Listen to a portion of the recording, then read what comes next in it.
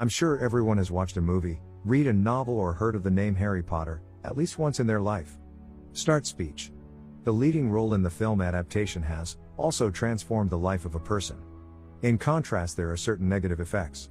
So today, let's go with Factor to discover the life and career of wizard Daniel Radcliffe. Okay, without further ado, let's start. Daniel Jacob Radcliffe was born on July 23, 1989 in London, England. He's the only son in a family with both parents becoming actors since an early age. However, R=X fast start speech and speech, they switched to another path for their careers. Daniel's dad later became writer's representative, and his mom recruited actors. She had close contact with BBC. At 5 years old, Daniel already had a clear plan: he would do acting. Despite not being so invested in the child's decision, the Radcliffes still created favorable conditions for him to follow his dream. And when he was 10, after a total of 5 casting sessions, he appeared on TV series David Copperfield as the main character at a young age. Thanks to this role, Daniel caught the eyes of world best directors, one of which was Chris Columbus. As a result, among thousands of candidates for Harry Potter, none could surpass Daniel Radcliffe's. And from there, fans could witness Harry Potter went through thick and thick in career and in life.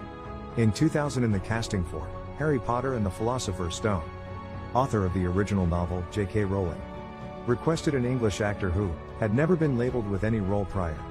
Director Chris Columbus later told that he had to exclaim, "This is what I need. He is Harry Potter."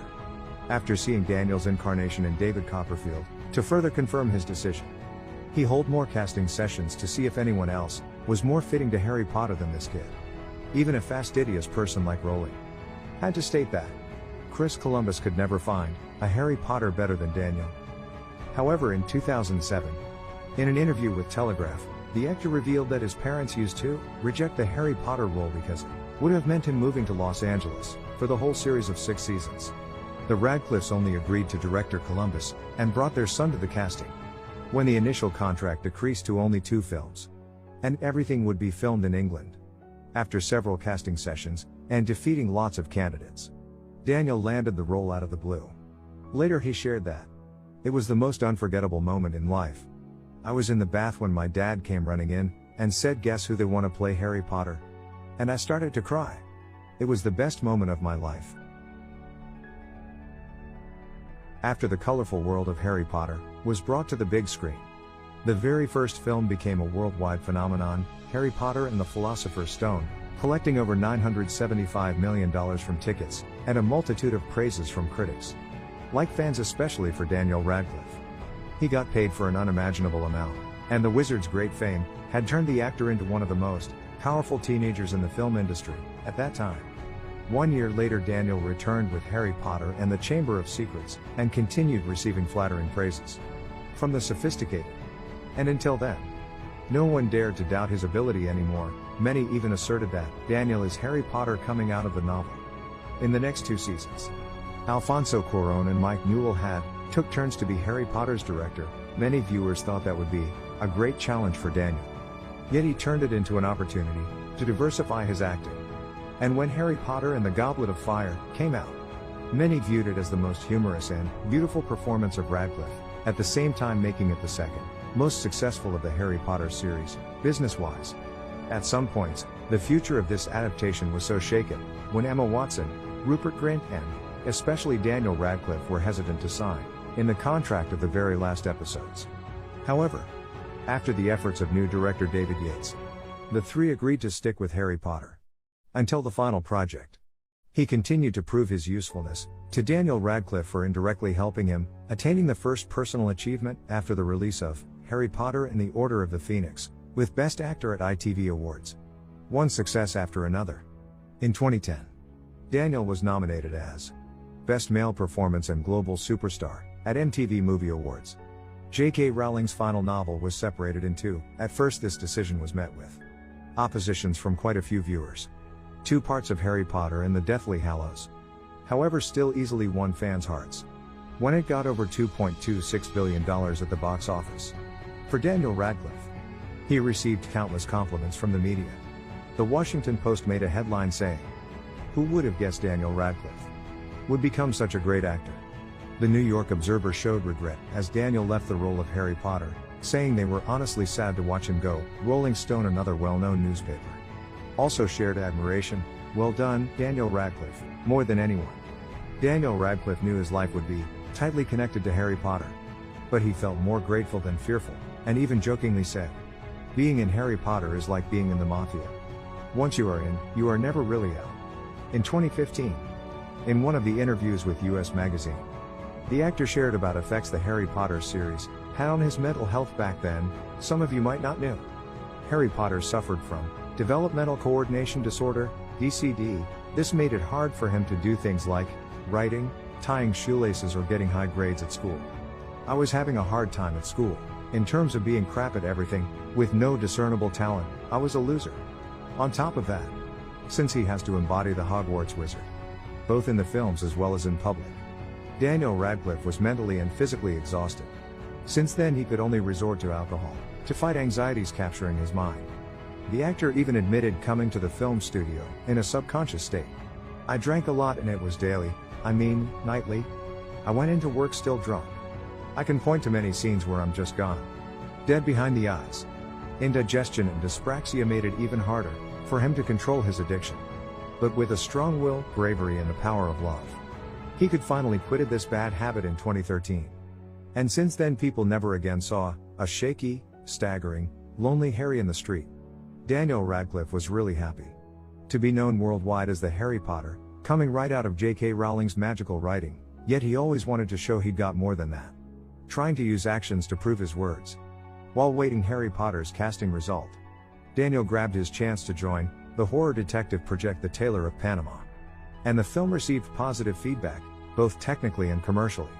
A year later, he tried to be on stage for the first time, with a small role in the comedy The Play What I Wrote by director Kenneth Branagh, who later appeared beside him in the 2nd season of Harry Potter. After working hard in this role, in 2007, he tried acting in a strange yet familiar field, TV movie. My Boy Jack was released in commemoration of soldiers who sacrificed in World War I. Daniel was complimented a lot in the role of a young soldier getting lost in a horrifying war. When Daniel was going to celebrate his 18th birthday, was also a huge turning point for him. He agreed to join Equus by Sir Peter Shaffer. It was the moment the world got to see a Radcliffe even bolder than the wizard on screen. Bold because Alan Strang requires him to be naked in front of thousands each night, even with his parents in the crowd. Bold because he dared to join a play so controversial that people wouldn't dare to recreate ever since its first release in 1973. But he was most bold since this action could make the top figures of Hollywood mad. The same people making him the richest English boy. The owner of Warner Brothers wasn't happy at all, seeing the brand's treasure always smoking, going naked, and having sex right on stage.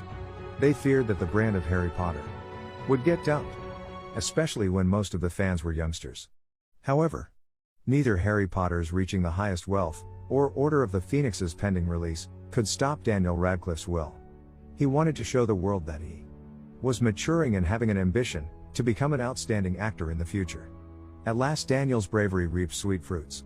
Harry Potter still earned Warner Brothers a mountain of money, and Alan Strang, by the boy of the Radcliffes, received lots of flattering words from the sophisticated.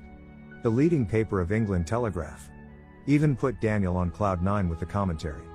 He had a wonderful performance, and his appearance this time marks a big step in his career.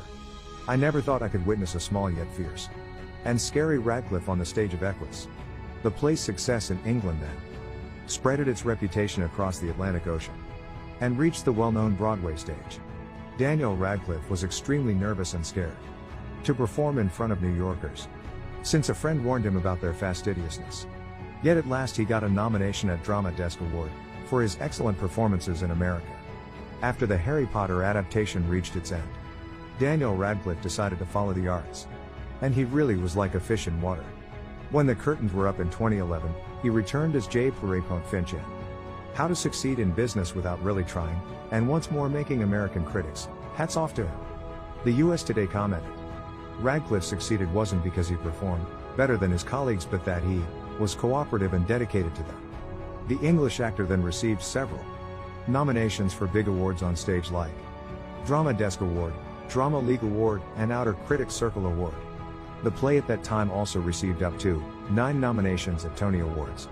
However, in the beginning of 2012, Daniel Radcliffe suddenly left Broadway, for an untold reason, but many thought that he wanted to spend his time growing his film career, after getting certain achievements on stage. And since then, he participated in more film projects. Yet Harry Potter's shadow was perhaps too big, making it impossible for Daniel himself to escape from. For the filmmakers, they wouldn't dare to risk it and invite the handsome wizard to their hit projects. They didn't want the audience to see Harry Potter being a criminal, a murderer, or some hero in a tight suit. I didn't want to straight up tell Spider-Man. That's why Daniel Radcliffe chose to join small projects to slowly reclaim his reputation. The first film he joined after Harry Potter was The Woman in Black, adapted from a 1983 novel written by Susan Hill. A year later, he took the role of Allen Ginsberg in the drama Kill Your Darlings. Also in 2013, he joined 2 other projects. The F Word, also known as What If, directed by Michael Dowse, and Horns by Alexander Asia. Both were rated well as they appeared in Toronto International Film Festival, despite being uncommon for the general audience. Perhaps for Daniel, 3 films a year weren't enough for him to be happy with his efforts. He returned to the stage with The Cripple of Inishmaan and won What's on Stage Best Actor in a Play award. In 2015 he played a supporting role in a horror project, Victor Frankenstein, adapted from a famous novel with the same title. But the film left no remark except for rough critiques from film experts. And Daniel himself received great doubts in film industry. The following years witnessed Harry Potter struggle to find his own voice in the film industry. And luck indeed came knocking on Daniel's door when he got invited to Now You See Me Too. Yet the antagonist Walter assigned to the Radcliffe son was already lacking in depth, so he was only remembered as Harry Potter, acting as a tech wizard. And years later, Daniel kept coming back with individual or low-budget films, as if he wanted to step by step win the hearts of fans again. Harry Potter surely gave Radcliffe a terrific childhood any boy once wished for, but that itself used to drag him to the depths of mental crisis. Luckily for Daniel, when he was deep in despair, a warm hand appeared and pulled him up. In the spring of 2012, he met the love of his life, actress Erin Dark, through Kill Your Darlings, and love sparked in them both, right in the scenes of this film. Many said Daniel Radcliffe grew up in film studios and matured through each scene. His personal life connected to the film industry. But the actor thought otherwise.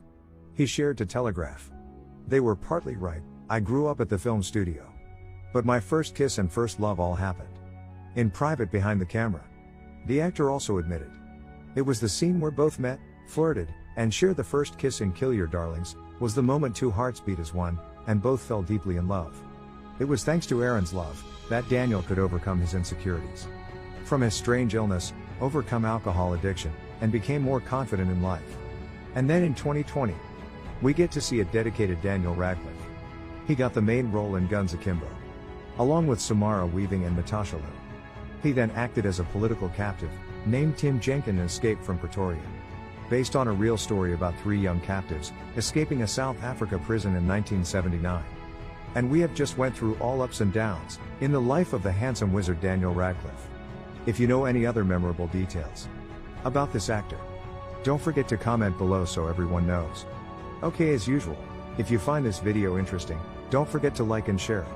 Or if this is your first experience with Factor, don't forget to hit subscribe and the little bell right beside to not miss any future video.